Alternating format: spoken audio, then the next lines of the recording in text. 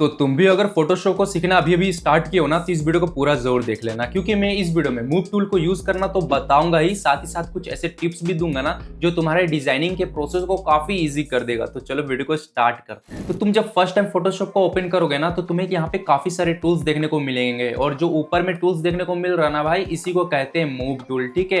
And अगर तुम किसी और टूल पे क्लिक करके रखे हो ना, एंड तुम डायरेक्टली उस मूव टूल पे शिफ्ट होना चाहते हो ना, तो सिंपली क्या करना है ना, तुम्हें अपने कीबोर्ड में भी प्रेस करना है। जैसे मैं भी प्रेस करूंगा एंड ये मूव टूल एक्टिवेट हो जाएगा, एंड उसके बाद मैं किसी भी लेयर को क्लिक करूंगा ना, एंड उसे मैं मूव कर सकता हूं। सपोज मैं इस आइकन को पे क्लिक करता हूं एंड इसे भी मैं मूव कर सकता हूं, बट मैं चाहता हूं ना इस आइकन को बिल्कुल ही लाइन बाय लाइन इसे शिफ्ट करना। सपोज मैं इस तरह अगर यहाँ पे करता हूं ना, तो देखो ये ऊपर था यहाँ पे और ये थोड़ा सा नीचे हो गया, और उसी तरह मैं अगर इसे ऊपर करता हूं ना, तो देखो ये थोड़ा सा साइड में हो जा रहा है, ठीक है। मैं चाहता हूं बिल्कुल ही लाइन बाय लाइन ये शिफ्ट हो एक से दूसरे जगह, ठीक है। तो वैसे केस में क्या करना है, सिंपल है, अपने कीबोर्ड में शिफ्ट को प्रेस करके ही मूव करना। सपोज मैं यहाँ पे शिफ्ट प्रेस करके रखूंगा एंड उसके बाद मैं अगर इसे मूव करूंगा ना, तो ये बिल्कुल ही लाइन बाय लाइन ये मूव होगा, ठीक है। एंड उसी तरह अगर मैं अगेन शिफ्ट प्रेस करके रखूंगा एंड उसे मैं ऊपर भी जा सकता हूँ, नीचे भी आ सकता हूँ। तो इस तरह मैं हॉरिजॉन्टली एंड वर्टिकली बिल्कुल ही अलाइन वे में मैं उसे मूव कर सकता हूँ। बट यहाँ पर एक और केस निकल कर आता है। अगर मैं चाहता हूँ इस आइकन को सिलेक्ट कर लिया, अब मैं चाहता हूँ इस आइकन को भी सिलेक्ट करना, तो मैं अगर इस पे क्लिक करूंगा ना, तो देखो ये अनसिलेक्ट हो गया, ठीक है। मैं चाहता हूँ इस आइकन को भी सिलेक्ट करना एंड उसी समय ये भी आइकन सिलेक्ट रहे। तो वैसे केस में तुम्हें क्या करना है ना, सिंपली मैं इस आइकन पे पहले क्लिक कर देता हूँ,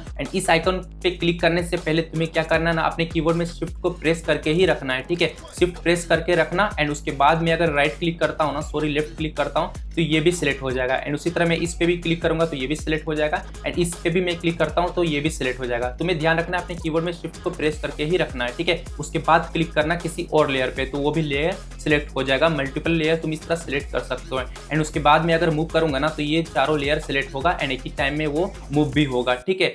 और यहाँ पे एक और केस में बता देता हूँ। अगर मैं चाहता हूँ इस आइकन को बिल्कुल ही थोड़ा सा मूव करना, तो देखो ये ज्यादा मूव हो गया। मैं चाहता हूँ बिल्कुल ही स्लाइटली मूव करे, मतलब एक पिक्सल। पिक्सल क्या है वो मैं तुम्हें दिखा देता हूँ। देखो अगर मैं किसी भी इमेज को यहाँ पे जूम करूंगा ना, रास्टर इमेज को, तो ये देखो यहाँ पे पिक्सल शो कर रहा है, ठीक है। अगर मैं इसे मूव करना चाहता हूँ बिल्कुल ही स्लाइटली वे में, मतलब बिल्कुल ही थोड़ा सा, ये एक से यहाँ पे यहाँ आए, ठीक है। तो वैसे केस में क्या करना है ना, अपने कीबोर्ड का हेल्प लेना है। देखो अब अगर मैं कीबोर्ड से राइट प्रेस करूंगा ना, तो एक बार ये राइट के साइड मूव होगा। उसी तरह अगर मैं लेफ्ट प्रेस करूंगा तो लेफ्ट जाएगा, एंड अप एंड डाउन, ठीक है। समझ गए भाई। एंड देखो अगर मैं इसे जूम आउट करके दिखाता हूं, देखो ये बहुत ही स्लाइटली मूव करेगा। देखो एक बार मूव हुआ, दो बार मूव हुआ, तीन बार मूव हुआ, ठीक है। और अगर मैं इसे प्रेस करके रखूंगा तो ये धीरे धीरे मूव होता हुआ चला जाएगा। बट मैं चाहता हूं ना ये प्रोसेस थोड़ा फास्ट हो, मतलब 10x की स्पीड में हो, ठीक है। तो मैं शिफ्ट प्रेस करके रखूंगा अगेन, एंड इसी तरह मैं अगर मैं प्रेस करूंगा ना कीबोर्ड पे किसी भी बटन को, लेफ्ट वाले, राइट पे या फिर अप एंड डाउन, ये 10x टाइम फास्टर जाएगा, ठीक है। देखो मैं यहाँ पे एक बार प्रेस करता हूँ राइट, एंड देखो ये फास्ट गया। मैंने दिखाया ना यहाँ पे पिक्सल, तो ये 10 पिक्सल से मूव करेगा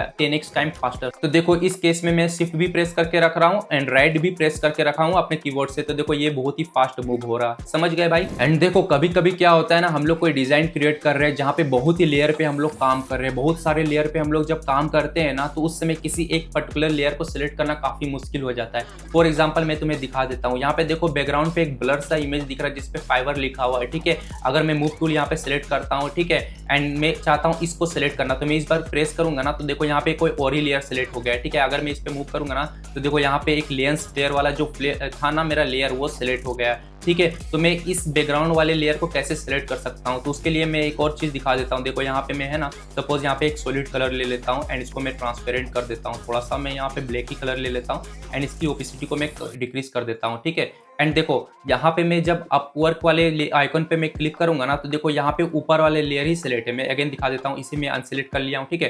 एंड अगर मैं इसे दोबारा अपवर्क पे क्लिक करूंगा ना, तो देखो ये दोबारा यहाँ पे ऊपर में जो लेयर था ना उस पे क्लिक हो गया। सपोज यहाँ पे बहुत सारे लेयर होता है ना, तो अगर मैं ऊपर में अगर प्रेस करूंगा ना, तो ये नीचे वाला लेयर पे प्रेस नहीं होगा, ऊपर वाला लेयर ही सिलेक्ट हो जाएगा। समझ गए। वही केस यहाँ पे हो रहा है। ये अपवर्क वाला जो लेयर है ना नीचे में कहीं पे, ठीक है, लेकिन ऊपर वाले लेयर पे तो मैंने अभी एक लेयर क्रिएट किया था ना, तो ऊपर वाला ही लेयर सिलेक्ट हो रहा है। अगर मैं इसे मूव करना चाह रहा हूँ तो देखो ये मूव नहीं हो रहा क्योंकि ऊपर वाला लेयर सिलेक्ट है। तो उस केस में मैं डायरेक्टली इस लेयर को कैसे सिलेक्ट कर सकता हूँ, उसके लिए तुम्हें क्या करना है ना, राइट प्रेस करना अपने माउस से, एंड उसके बाद यहाँ पे देखो मैंने इस लेयर को किस नाम से सिलेक्ट करके रखा था, तो अपवर्क वाले नाम से मैंने सिलेक्ट करके रखा था। तो मैं इसे प्रेस करूंगा ना, अब देखो ये सिलेक्ट हो गया।